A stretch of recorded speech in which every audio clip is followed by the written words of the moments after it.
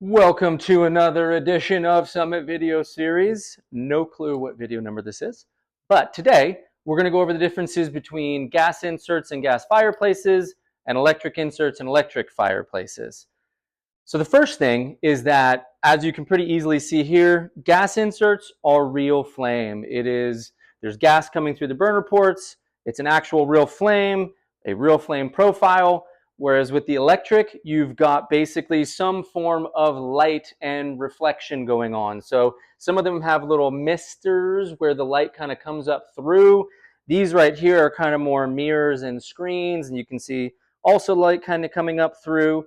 Because you have real flame, you also get significantly more heat. So the amount of heat that gas inserts produce, gas inserts or gas fireplaces interchangeably here, it's all the same, is significantly higher for the gas inserts, the heat production. So with gas inserts, it's trapping the heat that this flame is producing, it's radiating out off the glass. You're talking actual rated heating appliances, good for anywhere from about 8 to 1,200 square feet in like practical terms. Some inserts will say that they're more, but in most homes, it's going to kind of get pushed down because of factors like related to your house. With the electric inserts, space heater basically. So there's no heat produced by the flame. There are electric heaters that are inside the units.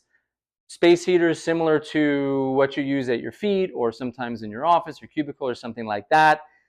We don't have anything greater than that. There are a couple units that kind of are able to do a little bit more, but still not significant to the point where you're really touching anything that the gas inserts are going to do. Electric inserts are more in like the 200 square foot range, 300 square foot range. That's really pushing their capability.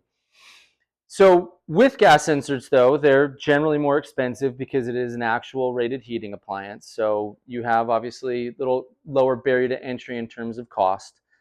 Excuse me. And then with gas inserts, you obviously have to run a gas line. A lot of them require power for general usage, so you have to run an electrical line. But the benefit is that during a power outage, you can still use the gas inserts because they all have battery backups. So if you lose power, you still get to run the insert for heat, ambiance, if you so desire. The electric inserts, if you lose power, that's it. No more insert. So, sometimes for those of you that might live in areas where that's an issue, something to think about. Gas inserts run during power outages, electric inserts do not.